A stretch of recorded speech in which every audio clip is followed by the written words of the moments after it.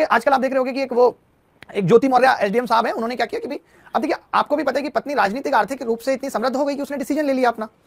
अब ये डिसीजन एक दिन में नहीं आया होगा।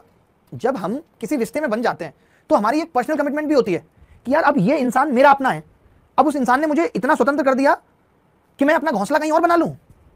क्या कहोगे आप इसे? आज लड़के बहुत अलग अलग तरीके के कमेंट कर रहे हैं, लोग कह रहे हैं कि यार पत्नियों को पढ़ाना छोड़ देंगे लोग ऐसे। अरे क्यों? आप उससे ज्यादा पढ़ो, पढ़ाना क्यों छोड़ दोगे? आप भी उसके जितना पढ़ो, उससे ज्यादा पढ़ो, क्या दिक्कत है? बड़े गलत है।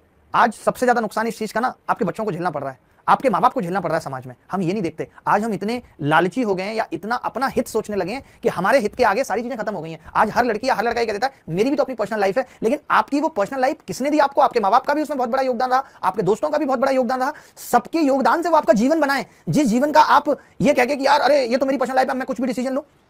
अरे इंसान के मन को चंचल कहा गया है, आपका मन तो बार बार बदलेगा। क्या शाहरुख खान पे आज भी मरने वाली लड़कियां नहीं है? लेकिन देखो एक गौरी के साथ उसने पूरा जीवन गौर से गुजार दिया। इसका मतलब आपने प्रेम किया ही नहीं, और जब प्रेम था ही नहीं, जब प्रेम की गुंजाइश नहीं थी, तो आप सामने वाले के साथ रह क्यों रहे थे? अगर आपको इतनी अपनी स्वतंत्रता की चिंता है तो आप शादी क्यों करते हैं? मैं ये कहता हूं कि शादी मत कीजिए। अगर आपको लगता है कि मैं जीवन में अच्छा करके ये डिसीजन को बदलूंगा तो मत करिए शादी, आप इंतजार करिए। तब तो आप घर वालों के दबाव में आ गए। क्यों आ गए? उस वक्त आपकी स्वतंत्रता कहां थी? तब आपने घर वालों को नहीं कहा कि अरे मेरी स्वतंत्रता है, मैं अभी शादी नहीं करूंगी, मुझे लड़का पसंद नहीं है और मैं चाहती हूं कि मैं एक बार एसडीएम बनूंगी और फिर मैं किसी कमांडेंट के साथ जाऊंगी। ये तो आप उस वक्त भी कह सकती थी।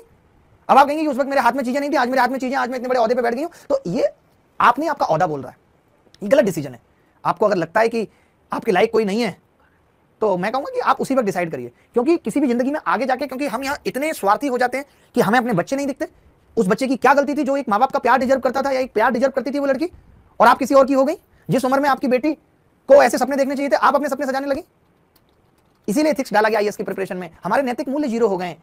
कई बार ऐसे ख्याल अगर हमारे दिमाग में भी आते हैं, ऐसा नहीं है कि एक दिन में आप किसी की हो गई होंगी, एक प्रोसेस चला होगा। क्या उस प्रोसेस में कभी आपने नहीं देखा अपने अंदर झांक करके कि आप जो कर रही हैं उससे कितने लोग इफेक्ट होंगे, कितने लोगों के दिल टूटेंगे? आज नहीं कल बदला लेता है ईश्वर, सजा देता है इस चीज की। इसलिए इससे क्या होता है ना, आप ऐसे मत समझिए, मैं उस लड़के को भी कहूंगा जो भी मनीष दुबे या कुछ है, कि तुमने किसी का आत्मसम्मान पे चोट की है, तुमने उस लड़के की आत्मसम्मान को तोड़ा है।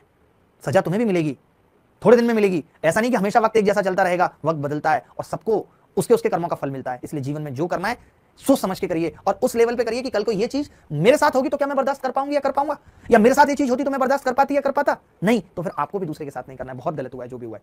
क्या छोड़िए, मैं बस यही कहूंगा कि मत कीजिए शादी, कोई जल्दी नहीं है। आप क्यों पागल रहते हैं शादी के लिए? आराम से कीजिए, बट जब करिए तो फिर निभाना सीखिए उसको।